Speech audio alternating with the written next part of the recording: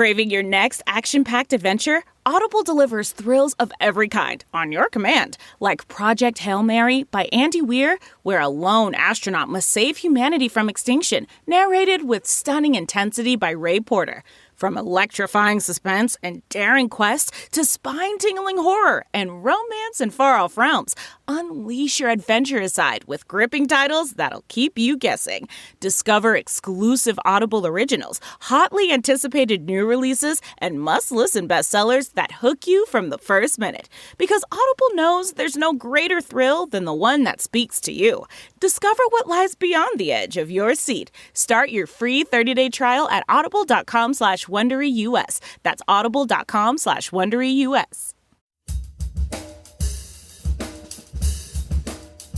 We're literally not taught how to save our money, invest our money, or stay invested, which are my 3 index card ingredients to get from point A to point B in your life.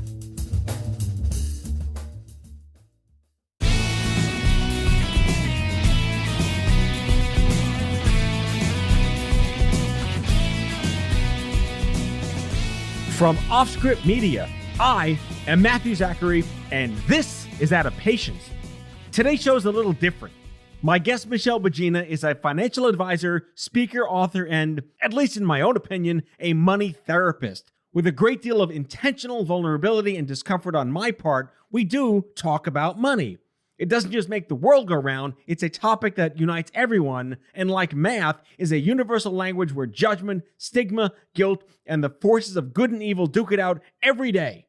In the interest of channeling my fellow expatriated nonprofit founders and executives who went into the private sector like me to, quote, earn a living, end quote, there's a lot to unpack there. And I'm not shy about sharing my own personal sentiments on entrepreneurship, philanthropy, and guilt.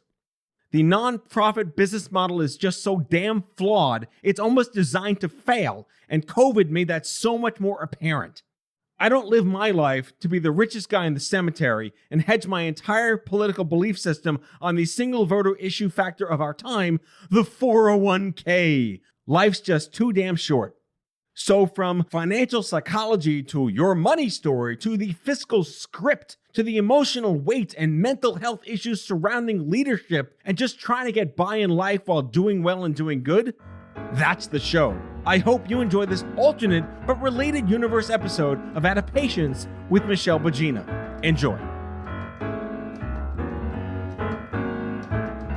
Welcome to Out of Patience, Michelle. I'm thrilled to have you here for a unique therapy session, perhaps. I am thrilled to be here, Matthew. I love that on your site it says the emotional implications of money. And I think if you look, there's no like thesaurus for that, but there would be a photo of me next to that if there were a book with that turn of phrase in it. I see. Well, I'd be right there with you, side by side, photo to photo. I love that, you're so open and honest. First of all, shout out to Trisha Brook, who introduced us. To my listeners, Trisha was on my show a couple of weeks ago, and she's a fascinating human being in the world of helping women overcome some challenges and from getting on stage and developing their narrative and story. And Michelle, you are the fruits of the labor of everything that Trisha has done, and I was thrilled to have been introduced to you. Oh, well, thank you, Matthew. I cannot speak highly enough of Trisha. You know her. Your podcast listeners have had the privilege of listening to her and learning from her as well. She is a woman who has made me understand how deep speakers must go to really put their message out into the world so powerfully. It's not just speaking well and having something really fabulous and interesting to say. It's really speaking from that inside out, very deep part of yourself where the real power and punch comes from. She's really helping and teaching me all of that. And I'm a huge fan of getting sort of sidelined by the right words you're not expecting. And you use the word dichotomous in your LinkedIn profile. And I was like, sold. Introduce me. Let's become like surrogate best friends. Well, thank you. I had a very dichotomous childhood when it comes to money. There was more than enough and yet not enough. So lots and lots of stories to share. My favorite word in the world is indomitable. And it comes from this inside part of us who knows who we are, but are not always comfortable putting ourselves out into the world. And we have to bring that indomitable spirit out into the world to achieve what we're supposed to achieve and help other people achieve what they're supposed to achieve. As opposed to the abominable snowman, this is the indomitable snowman. Doesn't melt. Exactly. Speaking, all right, so your pop culture reference of the day is that in Jurassic Park, one of the new ones, the name of the dinosaur that they invented is called the Indominus Rex. So how would you describe the nature of an Indominus Rex? Ooh. Okay, well, I have to admit, I have not seen that movie, but I totally got the picture. I can see the dinosaur running across the plains right now, chasing after something. The Indomitable Rex, I mean, there's so many references I can make to what I do. So I should tell your listeners, I am not a therapist. I am empathetic and therapeutic when it comes to money. You're just my therapist. Today, I am your therapist. An Indomitable Rex really is, there's biology in it, right? So, I mean, even just think about that being chased by the dinosaur, which I guess, we're always told we were chased by woolly mammoths back in the day. So it's this fight, flight, or freeze that we feel, right? Where does that come from? Well, it comes from literally having to, run for our lives or freeze for our lives once upon a time. That's what it makes me think of. So when I first met you, by the way, that is an accurate description, and you now belong as a screenwriter in Jurassic Park 3 when they write it. I will put in the good word for you to Spielberg, I promise. Thank you so much. When I first was made aware of you, I was triggered, and I don't overuse the word triggered because that's like the word of the day these days. But at the end of the day, I have an aversion to discussing money, not for the reasons that may be just, preternatally in the heads of our listeners, but, I think this is an episode geared more towards my nonprofit colleagues and friends, our founders who started in charity and maybe have moved on to the world of the private sector, something we're just not used to. And I've had so many chats with my peers who went from nonprofit to private sector, and we have guilt saying the following phrase: so this is what it's like to make a living. And it's this guilt. I mean that. Like, are we supposed to make a living? Is it okay? Have we paid our dues? What are your thoughts on my brokering that conversation? Well, the first thing it makes me think of, Matthew, is the value system. So let me ask you, coming from the nonprofit world, what interested you to get into that space? What was the purpose? I felt that I had the opportunity to make life suck less for the next me. And the only vehicle, having had no nonprofit experience, I was like just an IT director in agencies. I felt like, well, maybe it's easier money than raising it. I wasn't like an investor person. I don't know anything about business at the time. And it was an interesting path to figure out, can I make that dent by building something interesting? So I didn't go in there with the intention of making a living. I knew that you were starting out from scratch. I quit my career to do this. So I wasn't living in the unabandoned, make $1 million getting rich in charity. I just felt it was something I could do. So driven by a higher purpose to give back. Yeah, I believe anyone that wants to start a nonprofit does, though, with purpose and intention, because that's the vehicle we understand to be in American business. You start a charity to make a difference. Absolutely. So how did you make your living while you were working for a nonprofit? Were you able to make ends meet doing that? All right, I'm going to take a pause for a second. I'm hearing jangling on your end. I will stop moving. Silence your bangles, damn it. And you didn't get that on? No, Bree's our editor. Bree, figure out a way to weave in the silence your bangles, damn it. I think your question was, did I expect to make money, or how did I make money? Right? How? Yeah. Were you making a living while you were working or creating a nonprofit? So truth be told, I did not earn a salary for the first 3 years of creating Stupid Cancer. And it wasn't until 2010 that there was enough revenue coming in to actually support even giving me a monthly stipend on like a 1099. And then payroll started after I hired somebody to do other development with me. So I was living out of pocket. I think the organization was able to pay for like my travel. So I didn't have that expense personally, but I wasn't earning any money as the CEO of the nonprofit. Bring me back before the nonprofit and tell me a little bit about your money story. What was money like growing up? What did you hear? You've already told me a little bit about your parents and what they did for a living. Tell me more. Yeah, so my parents were public school educators growing up, and that was our life. We had summers off, went to summer camp. My parents worked at summer camp. And, we lived meager. We didn't take a lot of vacations. We had a lot of quality in our local area, and Manhattan was our backdrop. So we just went into the city and, saw a Broadway show with the cheap, back when Broadway was like $25 a ticket in the 80s. So like I remember seeing Peter Pan and Annie and that was how we grew up. We didn't have a summer home. We didn't go to the lake for a week. Those didn't happen. We had a camper. We did the Clark W. Griswold, cross country trip every now and then. But it was, we were not ostentatious people. There was never a sense that my brother and I got, that we're here to be the richest people in the graveyard. There goes that expression I love again. It's an expression. I don't think I invented it, but I'd like to think that that is part of my ethos. Well, it sounds like you've been living that way when you think of that ethos. Even this new company that I started, Offscript Media, I was like, oh, when are you going to exit? I'm like, why do you think about that? Like, why can't you just make a living, do your thing, and have purpose? And that's not what I'm getting a sense of people in the business world live and breathe by. I want to be proven wrong. I do believe in purpose-driven business and like Tom's Shoes and whatnot. And to the extent that you can do well and do good has been something I've been talking about to the corporate partners and sponsors of Stupid Cancer. And yet I can't seem to absorb that into the way I foresee my company growing. Well, you're making me think about our money scripts a bit.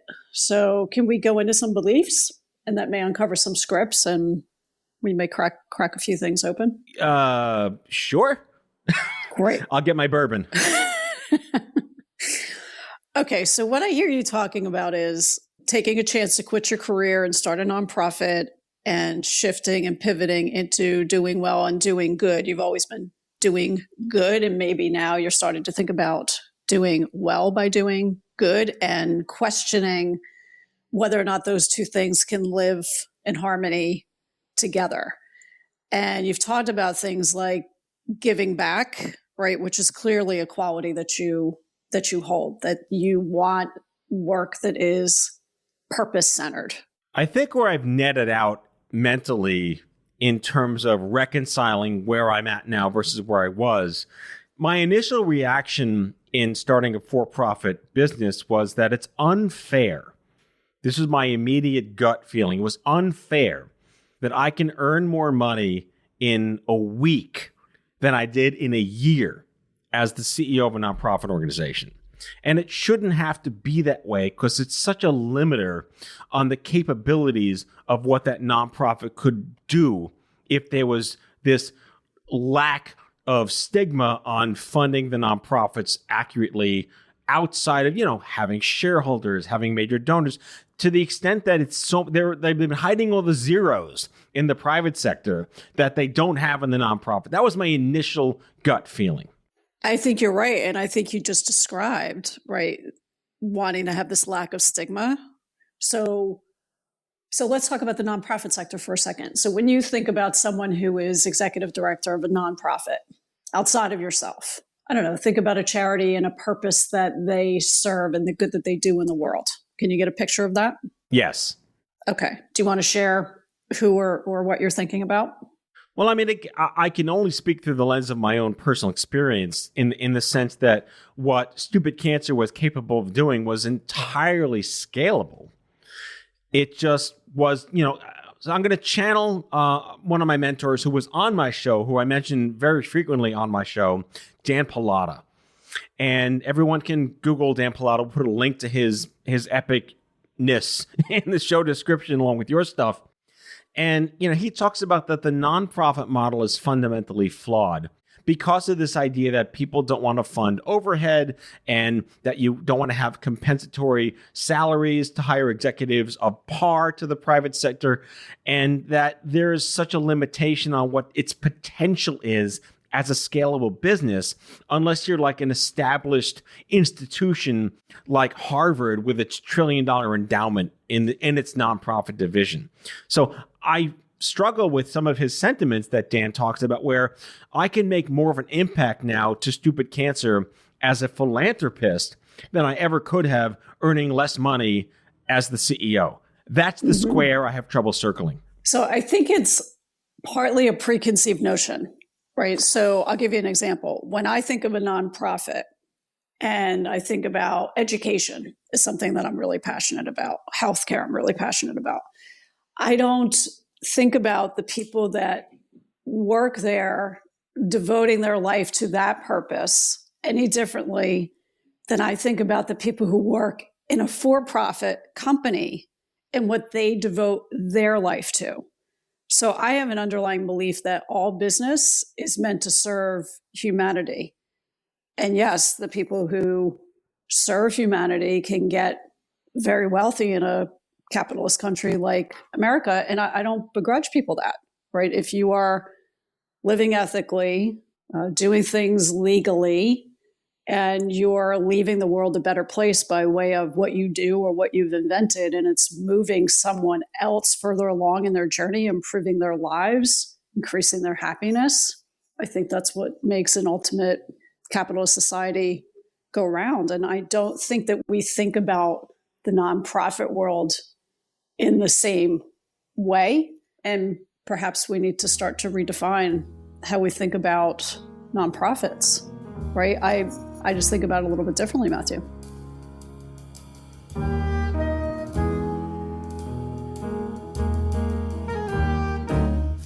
Back with our guest after the break.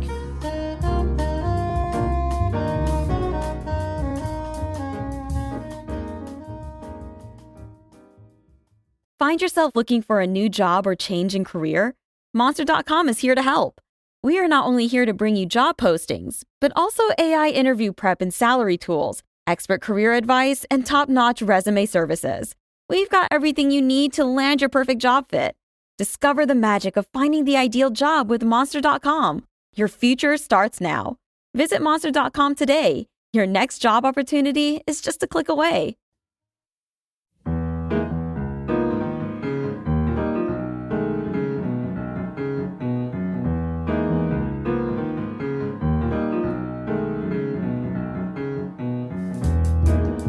Picking up on that last thing you just said again and channeling Dan Pallotta, the way we think about charity is all wrong.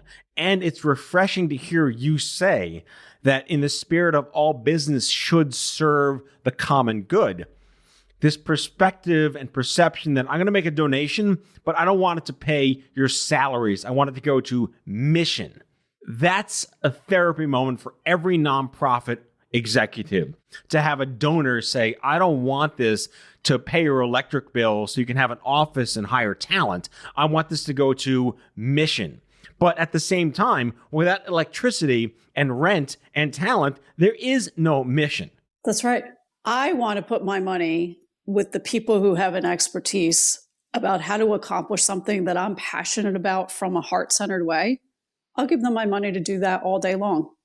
And they deserve to make a living to be able to do something that I don't have the time, the energy, or the know-how or capacity to do. I don't think we should begrudge people from pursuing their life's work. Right. So this is about financial psychology. And now that I've exited the nonprofit space into the private sector space with this new venture, like I said before, I will eventually have the capacity to make large philanthropic donations to charity that I couldn't do. And hopefully, and again, this goes back to a perspective of guilt that I'm now supporting. I'm happy to say, use all this money to increase the salary of your staff. And I have no problem with that because I understand that by doing that, they can hire the talent they need to do bigger things. I would love to hear from my fellow nonprofit founders who are now in the private sector. There are many of us.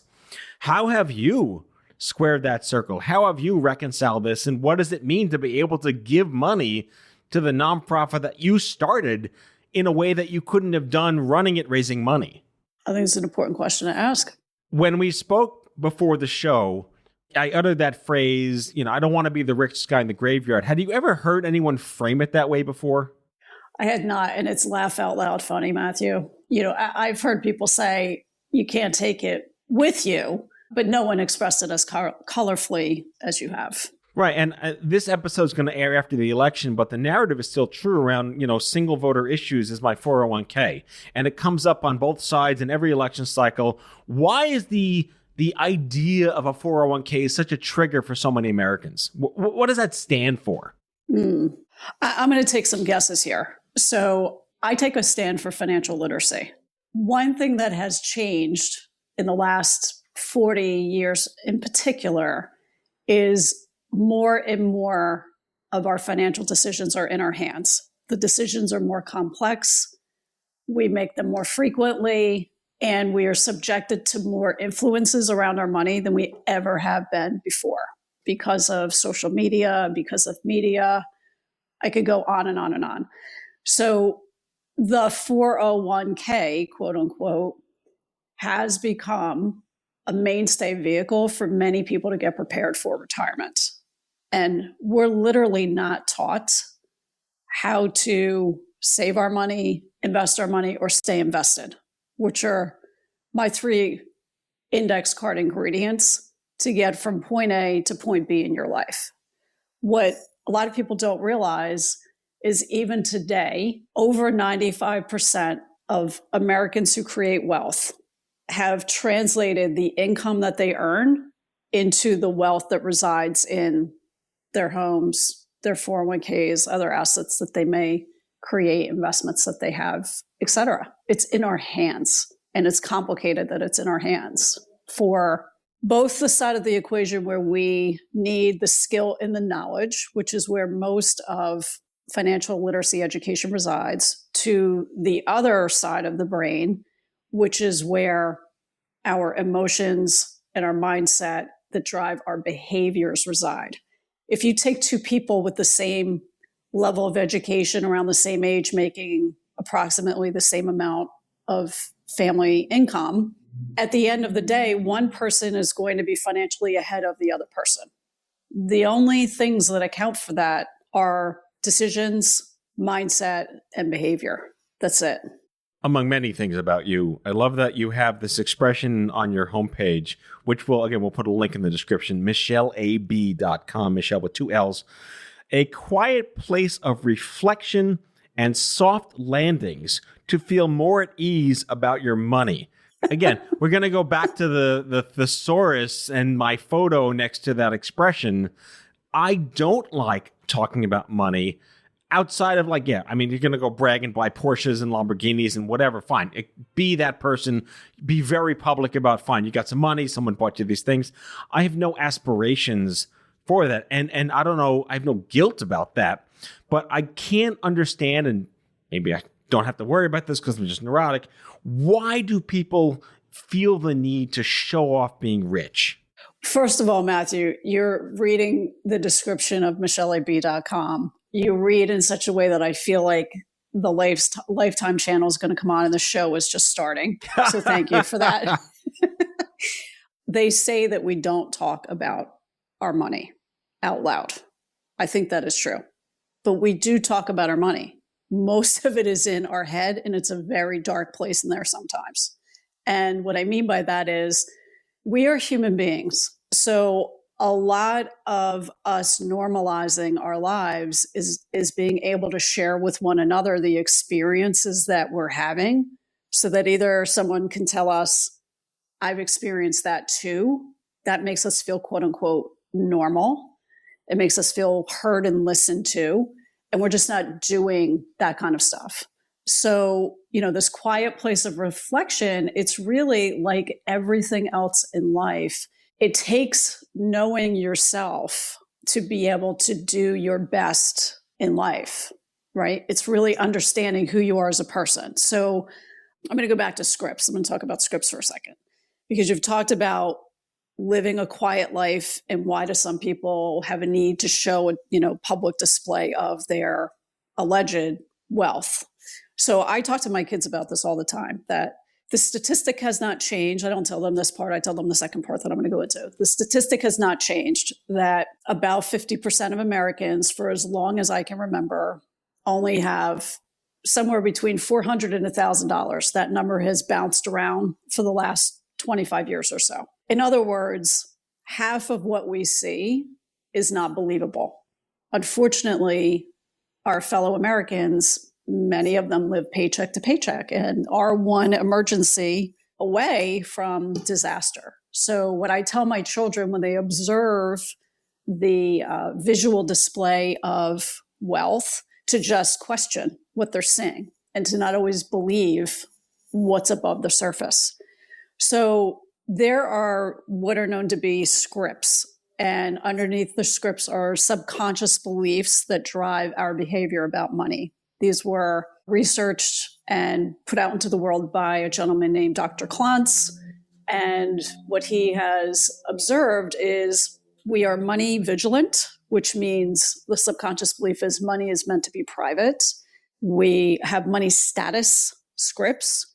The underlying belief is my net worth is my self-worth. That's typically the person who we visually see the representation of worth. They will only buy new, they only will buy the best, and they show it. Money worship is the underlying belief that more money will fix all of my problems.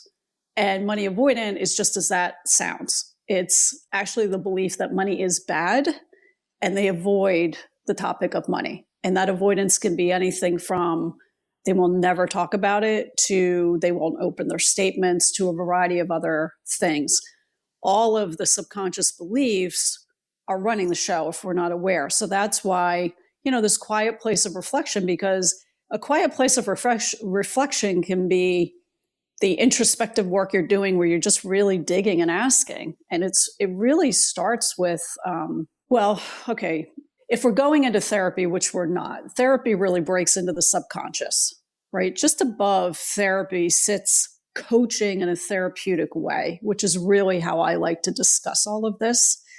Right above that subconscious level is really understanding what are the most memorable memories you have about money? What did you make them mean? What are called flashpoints? What were the things that you heard growing up? So for example, did you hear you can't have everything, or did you hear you can have everything? I'm actually in the camp that I heard two things growing up. What's inside, it's what's inside that counts, and you can be anyone you want to be. And those two scripts that my parents had and said many, many times growing up had a very, very powerful impact on me when I was around 17 years old, which I'll tell you about that story. But scripts are really running a show, and it doesn't really take a lot to dig in and take a little trip down memory lane to ask what are the 3 or 4 most important things that I heard from my parents growing up? Who else influenced me growing up around money? What was my socioeconomic status? What kind of neighborhood did I live in? What did other people say around money? What was the culture of the time? Did I grow up in the 70s, the 80s, the 90s, the 2000s? What was the popular culture, and how did that impact me? All of that goes into our money story. And when we really start to think about it, sometimes we can do it just for ourselves. Sometimes we can talk it out loud with a friend. We start to see links and connections as to things that we encountered as children, what we made them believe, and how that's informing us. And if we don't do this type of work, and I don't mean to sound cheeky, but the truth is, if we don't do this type of work, all of these ideas and beliefs were formed at such a young age that literally the 5, 7, or 10-year-old could be in charge of our financial decisions for the rest of our lives if we don't do it. That is a fascinating way to look at it, how our inner child, inner demons, inner teachings from the people who nurtured us can just carry forward. In the time we have left, I wanted to ask you, this is not a quick question, but if you perhaps have a quick answer, because I think we can continue this conversation on a future episode. a lot of my listeners are coming out of the cancer community. They're rebuilding their lives, or they may actually still be in treatment.